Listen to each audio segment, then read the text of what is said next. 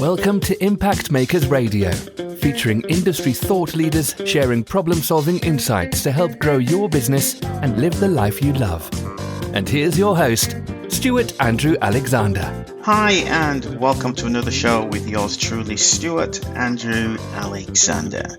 Now, my guest today helps people learn how to play fantasy football the right way, and for those that already know how to play, he helps take their game to the next level. He co-founded a company called Fantasy Couch, whose name may sound familiar to you if you're a fantasy football fan, and he did this with his classmate Mital way back in those college days when they both worked at the school newspaper. Not one for making the grass grow under his feet, today he is the host of the fastest growing fantasy sports YouTube show and is the CEO of the most recognizable fantasy sports brand. Sounds really interesting, ladies and gentlemen, and really exciting. Can't wait to hear what goodies he has to share with us today. So, without further delay, let's bring him onto the show, CEO of Fantasy Couch, Huseyin the Brain Aksu. Welcome to the show, Huseyin. How are you? I'm great. Thank you so much for having me on. I'm really excited. Just an awesome show, and can't wait to talk to you, man. Can't wait to do this. Yeah, I'm excited too, especially about the topics. I just love football myself, so this is going to be a blast. So, Huseyin, just for those of us that don't actually know, we're going to find out more about that name, that brand, Huseyin the Brain Aksu, later on in the show. But for now, can you just briefly describe your perfect prospect? Who is it that you actually help, Huseyin? Well, it's two types of people. Ones that have been playing fantasy football for quite some time and need some expert advice. I give them details that other people don't really talk about. People overlook other things. I mean, this happens in all aspects, in all niches. And the other person I help out is people that, I mean, everyone's playing fantasy football now, and it's been like a big thing, the past few years. And it's almost like, it's like not knowing how to use the internet almost now. It's like, you're too embarrassed to kind of ask, and you're kind of too late, so you need that nephew or somebody to show you, right? And that's what I do. I have a knack for teaching people how to play, and in a simple way. It's one of those things where you just have to start playing to really get how it works. But I'm able to describe it to you and give you enough of the push to get you started. And once you're started, I can help you with all the little aspects and details. Now, having said that, Huseyin, I'm sure there might be one or two people still left in the world who have absolutely no idea what fantasy football is. So could you just give us a brief synopsis of what is fantasy football? Yeah, well, it gets mixed up a little bit because, football, of course, I'm talking about football. I mean, American football, Right. the NFL. But, I mean, there's really, all fantasy sports are basically the same. So it kind of started out like this. This is my theory, kind of in the late 70s and really the 80s, was like, hey, man, like either your team wasn't doing well, like I'm a 49er fan, or any team, your club's not doing that well, or you're just like, man, if I was the coach, I would have done this in the game. Or if I was the GM, the general manager or president or owner, this is what I would have done different. This is who I would have drafted. This is who I would have got on my team. Everybody had, every true sports fan of a team has that. You're right, sure. And we see, I mean, there's real good examples like the Cleveland Browns, for example, who actually know people in that organization who actually have been making terrible decisions that fans should be angry about and should ask the question, what would I have done? Like Johnny Manziel, I know for sure Johnny Manziel was drafted by the owner, not the general manager, not the people who are supposed to be drafting. Johnny Manziel, who's a total, I mean, I wish him the best as a human, but as far as, being a professional, we have standards, and he's a total bum when he's a professional. Shouldn't have been drafted, and wasn't going to be drafted in the first round. He basically said, I'm going to draft him for the fans because the fans want him and I want to sell jerseys. And you're like, man, if I was that guy, this is how I would run my team. And and in fantasy football, you get that chance. So you get to draft pretty much, theoretically, any player you want, regardless of what team they're on. So I can draft one player from the Cleveland Browns, then the next round I can draft a player from the 49ers, and the next round I can draft just anybody you want.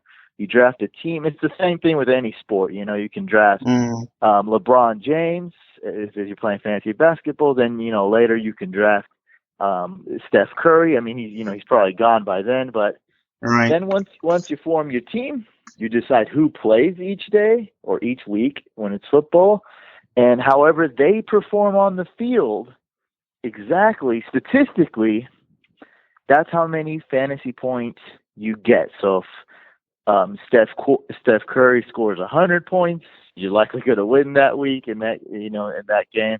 If I have a 49ers player like Carlos Hyde and he scores 3 touchdowns, that's good for me. And on the flip side, though, if I have a player that's injured or something weird, he gets in trouble with the law and gets suspended or something, which does happen, I can't even play that player because he's going to get you 0 stats that week. Right. And hopefully I did enough. I tried to touch on a lot of details and the passion. Hopefully I did enough to kind of explain the basics, Absolutely. like how to get started. Yeah. Absolutely, because I'm one of those people who are in the dark. I mean, I've heard fantasy football being kicked around for many years, and I've always thought, what is that fantasy football stuff? And now, with that explanation, I have such much more clearer vision of how that actually works, and it sounds like a ton of fun now. I can't just wait to go out and try it myself. So thanks for sharing that. That's going to be really useful for anybody who, like myself, is brand new to fantasy football. So that said then, Huseyin, while you're out there working with these sports fans and these enthusiasts, what are 2 to 3 common obstacles, let's say, that prevent them from becoming really good fantasy football players? Can you share some of that information with us, please? Well, it's kind of what I told about for people that don't play. It's kind of like what I told them about the internet, like someone who's doesn't know how to use Facebook and never has. I know that sounds weird, but I mean, there really is people, it's hard to find them, but it's kind of like, it's like embarrassing now. And, once you're past that, maybe you're smart at other things, but this is just quite not the thing you pick up naturally. And you have to get over that hump. I'm the guy to get you there. Because I can explain it real easy. So it's that factor that it's kind of like, I'm intrigued. All of my coworkers play it on my floor, or my family plays it, but I've never really, got into it. I don't get it. So there's that. And then the other one is kind of like misconceptions. Like, I'm not scared. This is the other one. This is what I'm talking about. For people that actually do play and know how to play. There's a lot of stuff that people talk about on TV and other experts and stuff. Most of the stuff is really good. I even listen to them. But sometimes they're afraid to talk about certain things. I'm not afraid to talk about it. I'm not afraid to talk about, drinking too much alcohol in the draft, eating too many chicken wings with too much sauce on your fingers, having distraction. These are like real things that could really help you lose. And I take it to the next level. I talk about glitches on the computer. And this stuff might sound silly, but I'm just thinking of this right now talking to you. This stuff really occurs in real life, in real sports. Like, I just watched the NFL game, either was last year or the other year, where all the they use Microsoft Surface. That's their sponsor. So they're I just used to calling them iPads, which is tablets, right? Tablets, right. They're all like one team's tablets all stopped working during the game.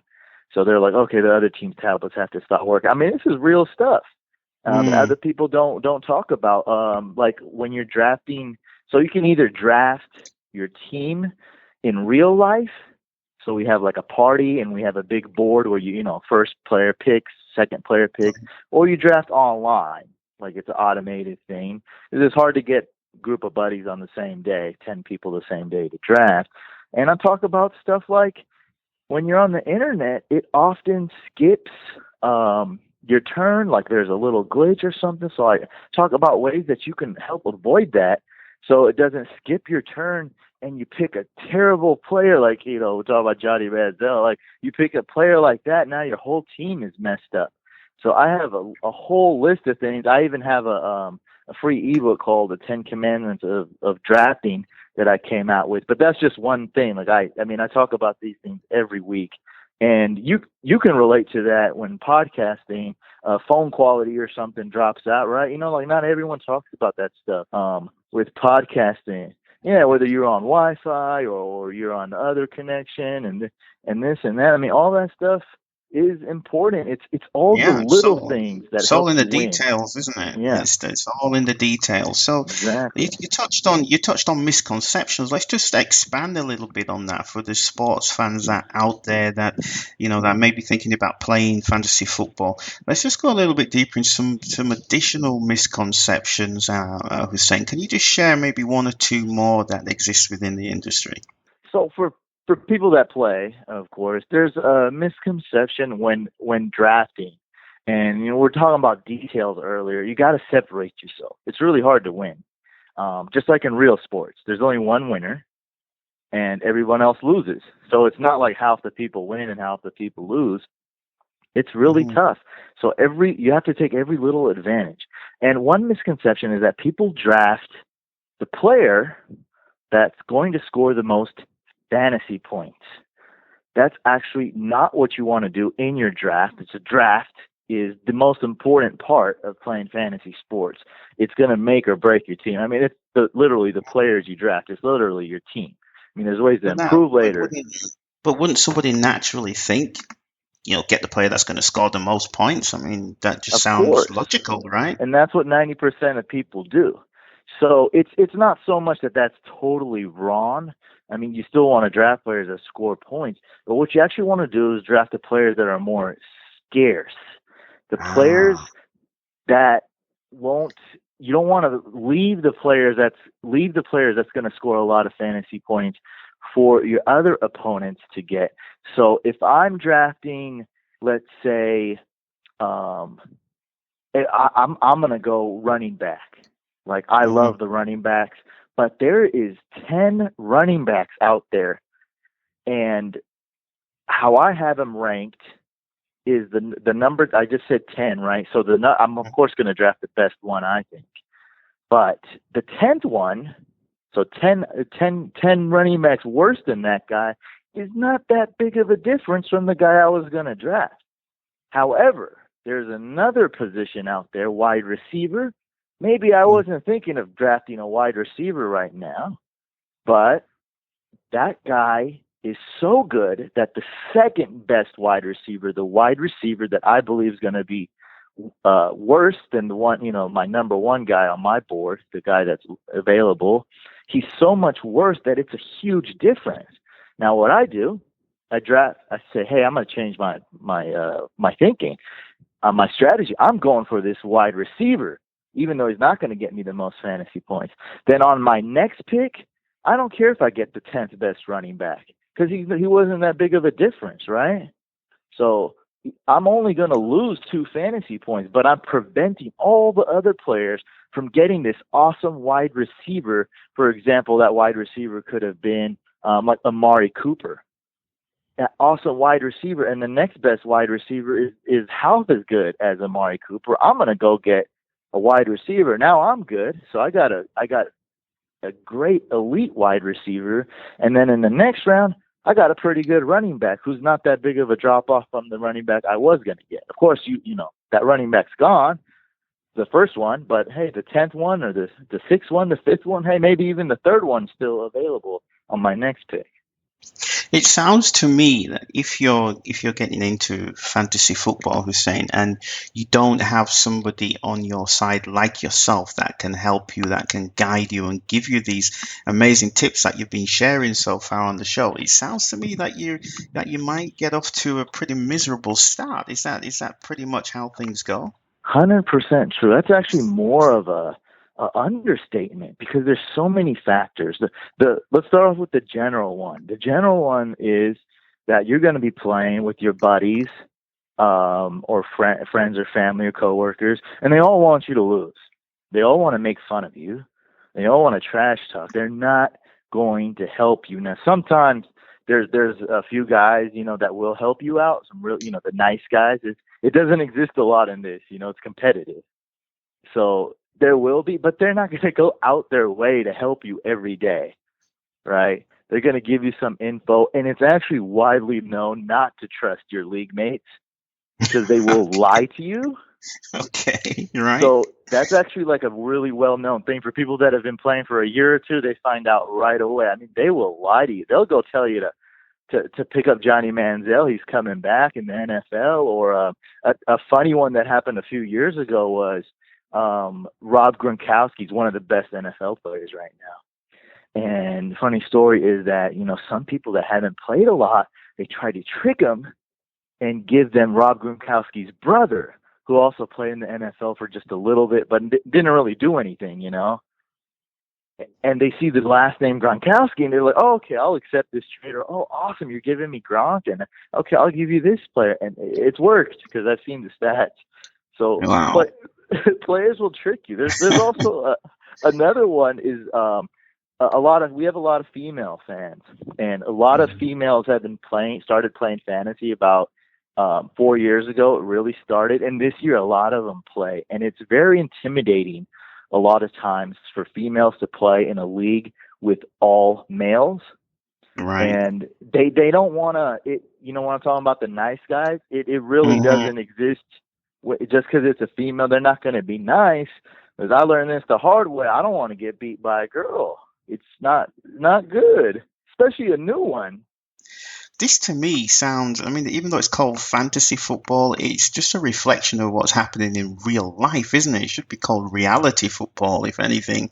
It's just it sounds so fascinating, man. I mean, what are the kind of numbers of people playing this game online? Have you got any idea what that is? Yeah. Right now, this isn't facts, but this is my life. I mean, I live it. I think right now, today, close to 100 million people are playing fantasy sports.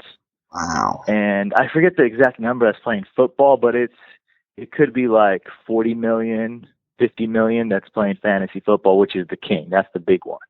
So with so many people, 40, 50 million people playing fantasy football, there's got to be one or two pitfalls out there that they won't be aware of, especially if they've just started off or they're thinking about starting off. You've already touched on a few of them already. Are there any additional pitfalls that you can share with us for somebody who's thinking of getting into fantasy football? Some unknown pitfalls for us, please.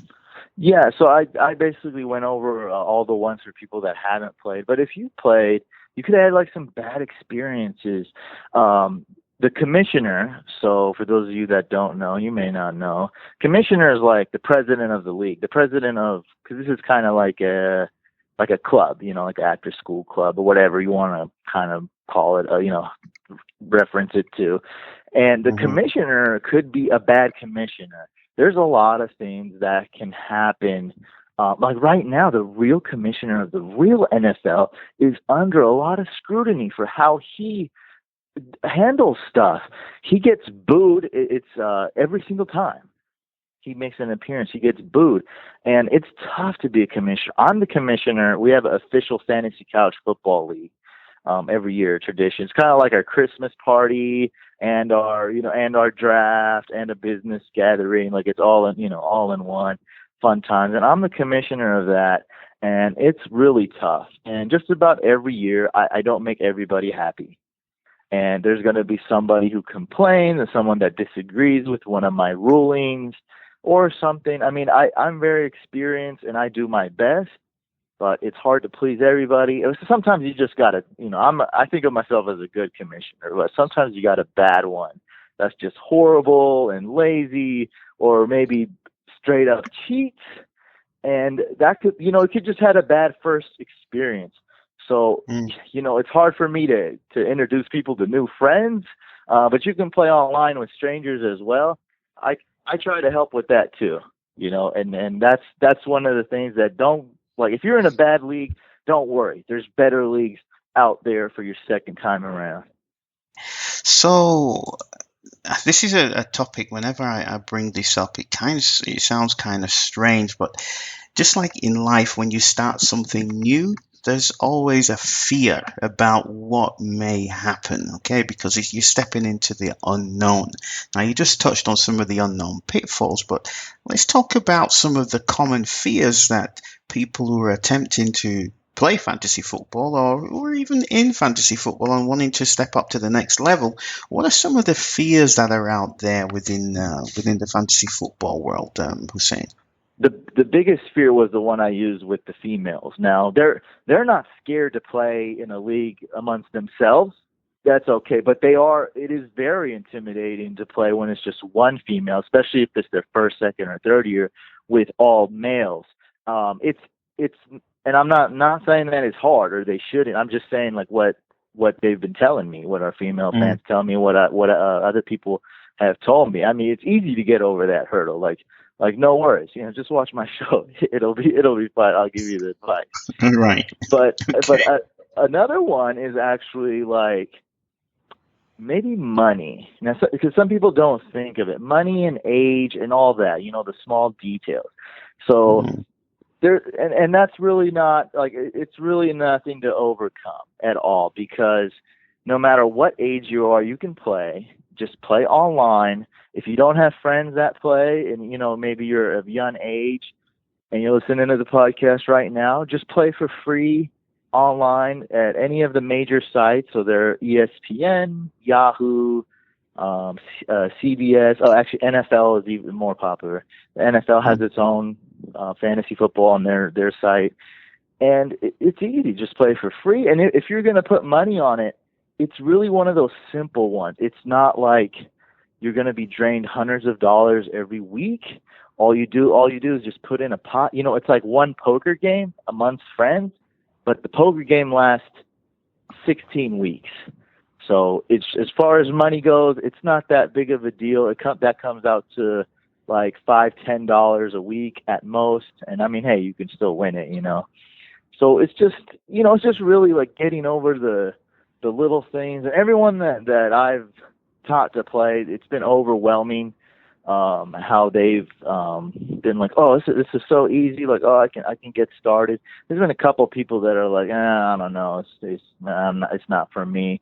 And I actually do understand where they're coming from. But the thing is like, even though I think of myself someone who's good to explain it to you and good to help you get over these pitfalls, you should just play.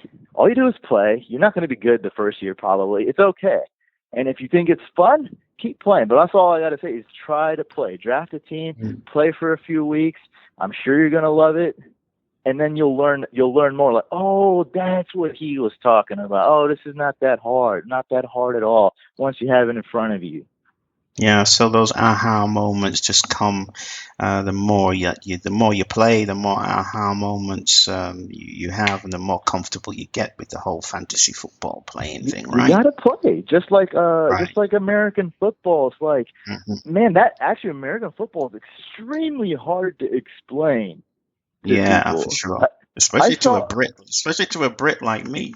I'm like, what? Running back? This quarterback? Yeah. What are you talking about? Come on, rewind the tape for me again. Yeah, exactly. Go ahead. Sorry, I was saying. Well, I seen it on TV. It really got me because I grew up with it. I loved it. I grew up watching Joe Montana and Steve Young. It's like they had a little segment, just a little fun thing where they asked NFL players, like, can you explain football in 10, like whatever it was, like 30 seconds or something, or 4 sentences? And it sounded silly, and I was like, dang, this is hard. So, but if you watch it though, if you watch NFL football for 1, 2, or 3 years, man, you'll pick it up. it is Sure. kind of complicated, but for those that watch, it's actually super easy once you get it. And it's the same thing with fantasy football. Once you play for a year or two, boom, you'll pick it up right away. And do you watch rugby at all by any Oh chance? yeah, rugby definitely. Man, I had to do the same thing with rugby when Yeah.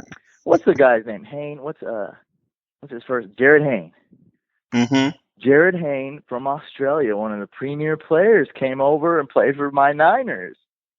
And so I have to do my research because this guy's, I know he's a talent. I know he's an athlete. So I went on YouTube and I watched all these rugby games. And I didn't know, I knew it was happening most of the time, but sometimes I had Right. no idea. So I tried to Yeah. ask some of my mates in Australia, what's that called? The wall, or when they all pack. That's the scrummage. I still don't quite get Yeah. it, but they tried to explain it to me. So it's the same Yeah, thing, and it yeah, sounds funny exactly. with the shoe being on the other foot because that's exactly how I'm like when I'm watching American football. I'm like, Yeah, why are they doing that? Why are they throwing the ball forward? You can't do that when you're playing rugby. That's that's a free kick. That's a foul. But anyway, for those that are playing fantasy football, Hussein, sounds like a silly question, but what's in it for them? What's the outcome? I mean, why would they want to play it in the first place? What's the ultimate that they can achieve? well, other than winning the first place prize, I'm going to kind of answer it with another question because Yeah, go ahead. sports is kind of crazy, just how it is. I mean, why do I want the Niners to win? Like it's not like it's my brother having a successful career and I'm rooting for him. I mean, why do I want them to win? I mean, I'm just a fanatic. I'm just crazy. Like I want to wear red and gold. I want to wear team colors. I want to yell when they score. I want to trash talk, and I'm competitive, and I got passion for it. And man, do I want to see him kick butt, win the Super Bowl, and win the whole thing. You want to be a Mhm. champion, and really, if you don't want to be a champion, it's not for you. If you hate competing, if you don't like winning, Mm. then yeah, you really don't have any reason to play Right, at all. right. But if you're a sports fan, you have a big reason to play. If you like to win, you have a big reason to play. It just comes natural if you're a sports fan or any type of competitor or any type of person that wants to win. You'll get in this and you'll be even more competitive and passionate about it than you ever thought. Hussein, are you enjoying talking about this topic? Man, I could talk about it for 4 hours, maybe 44 hours straight. I'm dead serious. I talk about it all That the time. that is evident. I mean, you just sound so passionate about this. You really live and breathe this, don't you?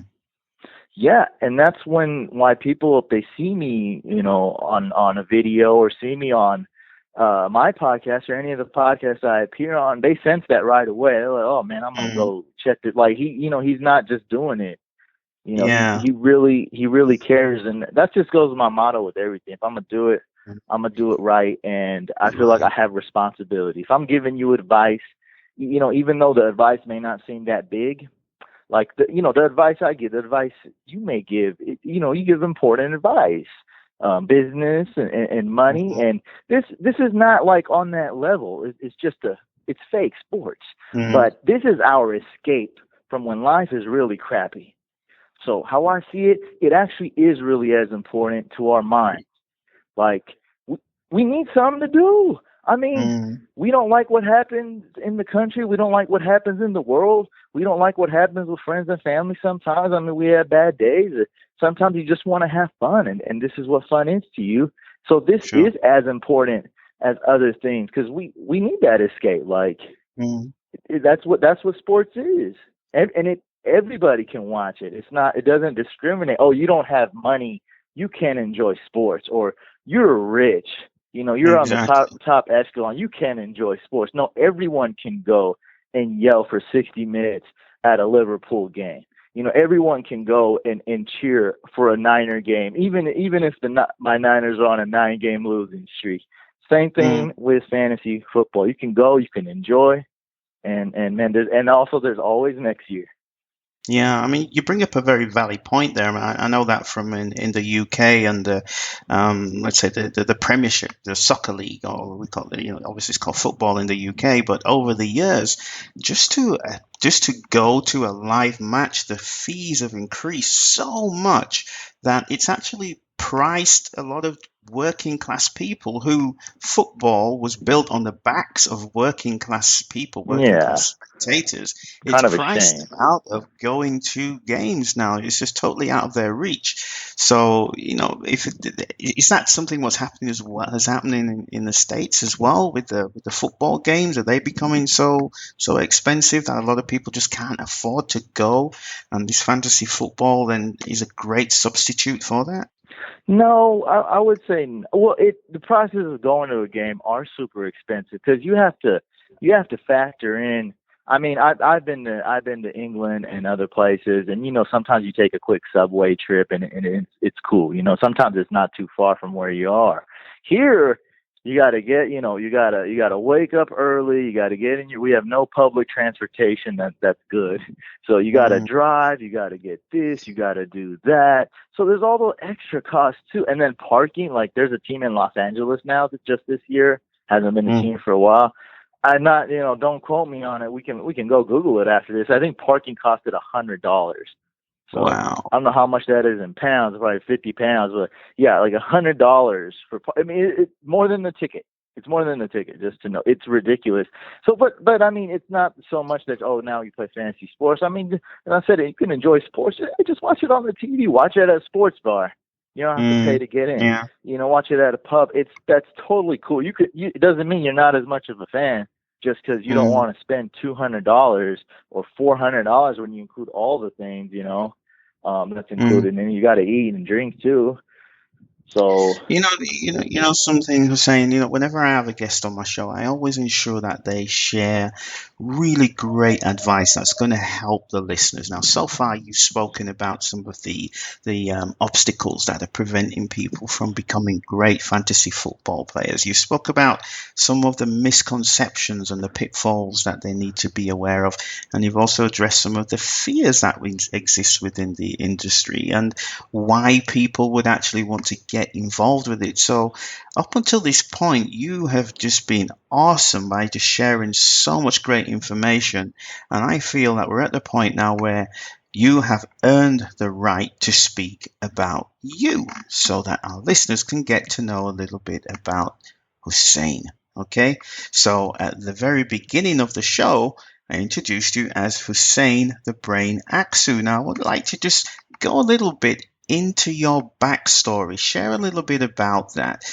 Share about how you got started and what inspired you. And let's have a little chat about your solution, or in other words, your brand, and how it helps the people that you work with today. Now, I know that was about 361,000 things in one sentence, but just to shorten it all up, let's just go a little bit into your backstory, please, Hussein. Thanks a lot.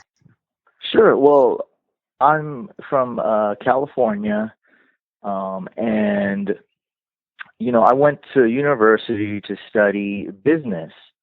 And I thought that was the right thing to do. And like most 18-year-olds, you just go into college just to go because it's the right thing. Mm. And that was never my passion.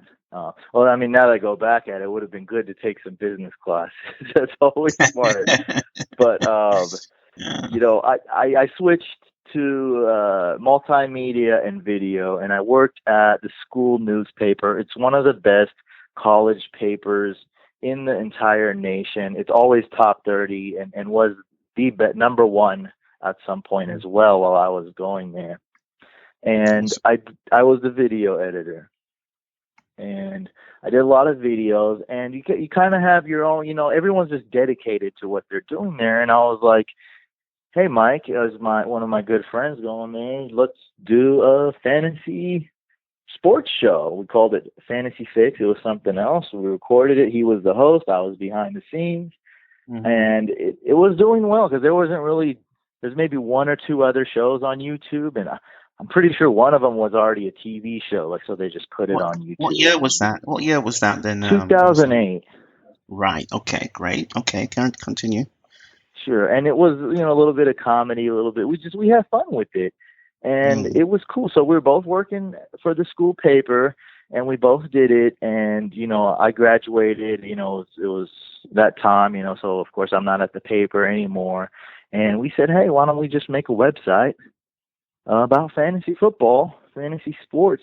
And that's how it really got created. So I have that video background, and he's still a huge part of the company. We're both co-founders, Mike and I. And he moved, so I had to be the host, and I was horrible at it. And took me 3 or 4 years of just looking like one of those terrible people on YouTube who need to just be quiet. And gosh, why is this guy, you watch YouTube, why is this guy doing a video? He has no presence. It's like I'm watching a blank wall. Okay. And after 3-4 years, I'm dedicated. So after 3-4 years, I actually became a really good host. And I hit record on the camera myself, and it just kept growing and growing from there. And we built a brand. We didn't do it like most startups and most websites. So either the websites are just like really simple blogs, or they're real big companies that are all about making money. We decided to build the brand first, build the loyalty and trust, put out an awesome product that people love, that people are fanatic about, build a cult following that people can trust. I think now is the time for us to start really making money and look at more as a company. So that's one of the things, I wouldn't say wrong things, but one of the things that was our weakness at first. Like I said, I wish I knew more about business and stuff. And now, that's what if I went back in time, that's what I would have told my 18-year-old self. We always got to think about the business too, not just the creativity and the product. But right now we're focused more on becoming more of a company and growing. But we have that following, man. It's really, they're really dedicated. They really love it, and they truly trust what I say. I'm very proud of that. And that's why, if somebody would want to advertise for us right now, we don't have, we're not in the millions yet. We have about 100,000 fans total, but we will get to the million point. And once we do, that's why I really think it's a smart decision for an advertiser to come in to build that loyalty and trust, because we have that. And if we put that advertiser on the show, they will have that loyalty and trust as well. So with that said, Huseyin, if somebody wants to know more about you and your brand, the Fantasy Couch, okay, if they want to get in contact with you, it could be a new customer, it could be an investor, it could be, a key business decision maker, whatever the case may be. If they want to connect with you, how would they go about finding you? Well, the best place is fantasycouch.com. So if you go there, everything's there. You just click contact and you can contact me. So fantasycouch.com. Also, everything else is Fantasy Couch, whether Facebook/Fantasy Couch, Twitter @Fantasy Couch, and the YouTube show, of course, is youtube.com/Fantasy Couch. Well, Sam, it's been a blast. It's been awesome speaking with you. So much fun. Maybe there's something I've not asked you today that you'd like to just take a moment to share with any of the fantasy football fans listening to the show right now. So that said, do you have any final thoughts before we go, Huseyin? Well, as for advertisers, if they did want to contact me, it's not a perfect fit for every advertiser, but if it's related to sports in any way, or if they're trying to reach a certain demographic, we have 90% male, and we have avid female sports fans, but that's only 10%. Ages 18 through 34 is our main target. Usually around 29 is our average age. So a little bit younger than the average age of fantasy football players, which is around 34, I believe. We got the little bit younger and cooler crowd. And I guess a question for you, whether it doesn't have to be football, NFL, whether it be soccer or basketball, would you give fantasy sports a try? Definitely. Yeah, just give it a try. You got me convinced. I'm there. I'm going to be definitely looking into this now that I've gained some more understanding. So, with that said, thank you so much for saying you've been a great guest, and you've certainly proved that you're a true educator and advocate for the client's success when it comes to the topic of fantasy football. So, don't forget to check him out, folks. He's on YouTube, like you said, youtube.com/fantasycouch. This was yours truly, Stuart Andrew Alexander, saying until next time, take care, and we'll talk real soon. Goodbye for now. Thank you for tuning in to Impact Makers Radio. To listen to all past, present and future industry thought leaders and trendsetters, visit us at impactmakersradio.com.